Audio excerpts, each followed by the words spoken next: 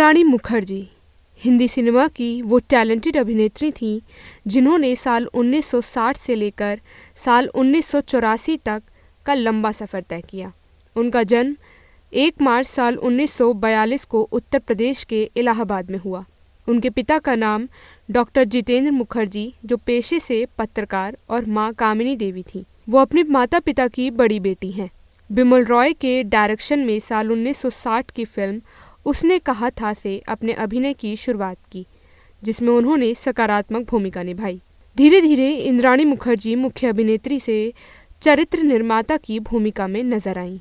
धर्मपुत्र साल 1961 में उन्होंने शशि कपूर की हीरोइन के रूप में काम किया और इस फिल्म को बेस्ट फीचर फिल्म हिंदी का राष्ट्रीय पुरस्कार भी मिला। इसके बाद उन्होंने हकीकत साल 1964, आखिरी खत साल 1966 जैसी महत्वपूर्ण फिल्मों में बेहतरीन भूमिकाएं निभाईं। विशेष रूप से आखिरी खत को भारत की ओर से ऑस्कर में भी भेजा गया। साल 1970 से लेकर 80 के दशक में उन्होंने परवरिश, धर्मवीर, देश परदेश, मेरे लाल और द बर्निंग ट्रेन जैसी ब्लॉकबस्टर फिल्मों में निरंतर मजबूत चरित्र निभाते हुए दर्शकों को प्रभावित किया। कुल मिलाकर उन्होंने लगभग 70 फिल्मों में विभिन्न भूमिकाएं निभाईं, जहां उनकी हंसी और सहज स्वभाव सभी को आकर्षित करते थे। साल 1984 में फिल्मी दुनिया से संन्यास लेकर उन्होंने अपने परिवार को वरीयता दी। साल 1992 में अपने पति कृष्णलाल खन्ना के साथ नासिक चली गईं। उनके 2 बेटे अनिरुद्ध और दीपांकर, जबकि 2 बेटियां दीपांजलि और मोयना हैं, जो सभी अच्छी शिक्षा लेकर अपने जीवन में सफल हैं। कला के प्रति उनकी समर्पित यात्रा, सादगी और अविस्मरणीय अभिनय शैली आज भी हिंदी सिनेमा प्रेमियों के दिलों में बसती है। उन्होंने कुछ मराठी फिल्में अपराध साल 1979 और भोजपुरी में लागी नहीं छूटे राम 1963 जैसी कुछ भोजपुरी फिल्मों में भी अभिनय किया, जिन्हें काफ़ी आलोचनात्मक प्रशंसा मिली थी। इंद्राणी की शादी पंजाबी कृष्णलाल खन्ना से हुई और उनसे उनके 4 बच्चे हैं।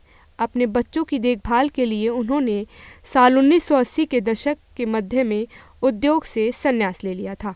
इंद्राणी मुखर्जी साल 1960 से 70 के दशक में एक मशहूर अभिनेत्री बनी। पुराने जमाने के अभिनेताओं में एक शालीनता और शैली होती थी, जो आज की फिल्मों में मिलना दुर्लभ है। अभिनेत्री इंद्राणी मुखर्जी इसका उदाहरण है।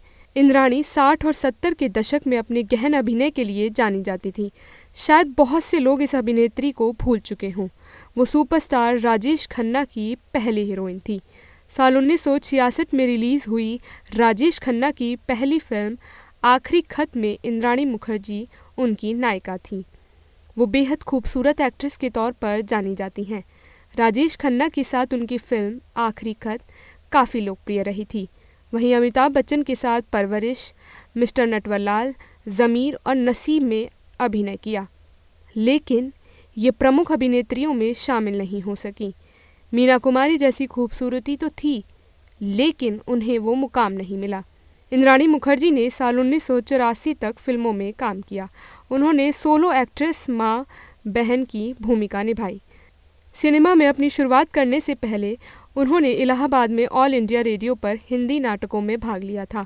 उनकी बड़ी बहन माया मुखर्जी बंगाली सिनेमा की मशहूर अभिनेत्री थी। इंद्राणी ने अपनी बहन के अनुरोध पर एक सौंदर्य प्रतियोगिता में भाग लिया था। प्रतियोगिता की निर्णायक अभिनेत्री नूतन और शोभना समर्थ थी। साल 1960 में बिमल रॉय ने उन्हें फिल्म उसने कहा था में ब्रेक दिया। इस फिल्म में नंदा और सुनील दत्त मुख्य भूमिका में थे। फिर साल 1961 में उन्हें फिल्म धर्मपुत्र में शशि कपूर के साथ काम करने का मौका मिला। इस फिल्म ने सर्वश्रेष्ठ फिल्म का राष्ट्रीय पुरस्कार भी जीता। साल 1966 में उन्हें सुपरस्टार राजेश खन्ना की पहली फिल्म आखिरी खत में काम करने का मौका मिला। दिलचस्प बात यह है कि इंद्राणी मुखर्जी राजेश खन्ना से सीनियर थीं। ये फिल्म बहुत लोकप्रिय हुई थी। इतना ही नहीं, ये भारत की ओर से ऑस्कर के लिए भेजी जाने वाली पहली फिल्म थी।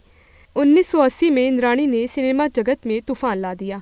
उनकी शादी मशहूर बिजनेसमैन किशनलाल खन्ना से हुई। साल 1992 में वो नासिक में बस गईं। उनकी बेटियां दीपांजलि और मोन्या हैं और उनके बेटे अनिरुद्ध और दीपांकर हैं। इंद्राणी मुखर्जी ने साल 1960 से 1984 के बीच लगभग 75 फिल्मों में अपने अभिनय से छाप छोड़ी।